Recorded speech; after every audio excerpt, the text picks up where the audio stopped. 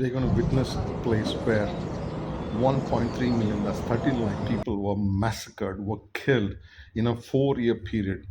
This is 13 kilometers away from the capital of Cambodia, Phnom Penh. The ruler went rogue.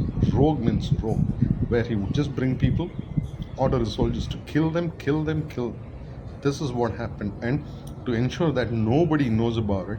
And when people got here, when they were brought in captive, they were blindfolded. Their hands were tied. Their mouths were, taped up with the cloth. Okay, and nobody knew that they were going to be killed. For 4 years, this went on as such. 1.3 million people were killed. Look at the number of skulls. You can't even count. 1 to ninth level, they have the skulls. Then 10th to 17th, they have all the different parts of the body that they found. As a mark of respect, please don't wear shoes when you go climb up, or wear a hat. Okay, I was very touched to see what exactly happened. So we're going to start understanding. And I was very, very moved. I'm telling you, I was very moved. I was shaking, and probably you could say that I was holding back my tears. Okay, I didn't take the audio. If I had taken the audio to even hear the people who survived, who told the story on how it happened and all that, it would have been very touching. Wherever you're going to walk, it's all a mass grave. It's just the grave that you will find it. So we were requested not to walk on anything else, but the path they were made, like the ramp given, please walk on it. Okay, as a mark of respect as such. It's a small place. If you've not gone to Amritsar, there's a place called Jallianwala Bagh where Britishers shot and killed, people who were sitting for prayers as such. Okay, I'd seen that and I was very moved. Coming here, the numbers were like, I could not believe. 13 lakh people. 13 lakh people. When they were excavating after 1980, this is what they started finding. And they dug only to realize that so many people. If you look at this tree, they made sure that they hung the loudspeakers so that their screams will not go outside, so nobody should hear them. This was all the planning of that rogue ruler. All the planning. They planted poisonous trees, ensuring that when people come in, the task was to just kill them, just kill them. You'll be able to see some bones and all this stuff. Can you see this? Imagine that many people were brought in phases and being killed, and nobody knew about it. They had a strategy for it. They had a strategy. There were days that they would bring in so many people that killing was not possible. They would push it to the another day, the next day.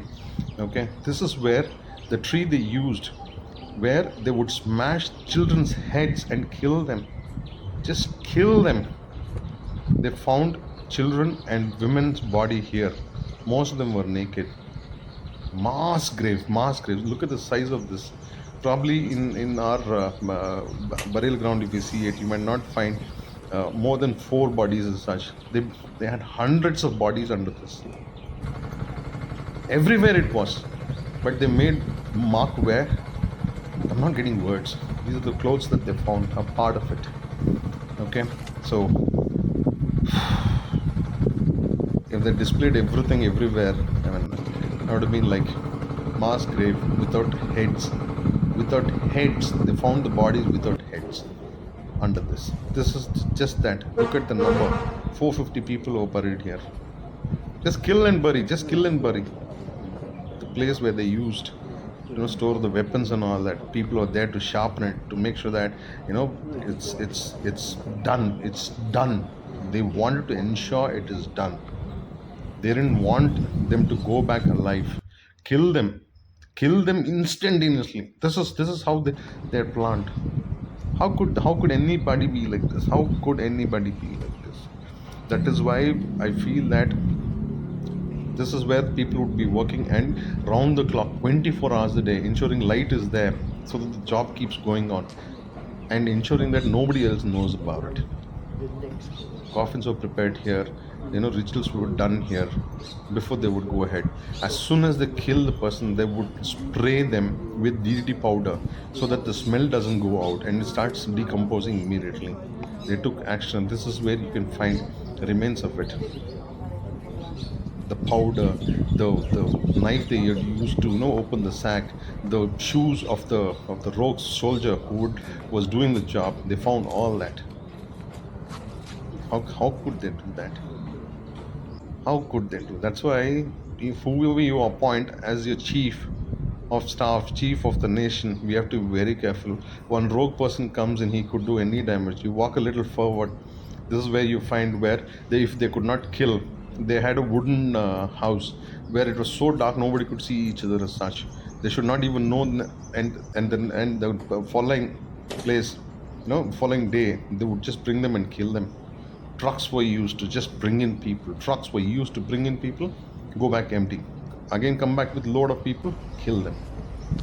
This is where, as a smarak, what we call, in remembrance of them, where they will not forget in that regime, Kampuchea regime, that all this happened.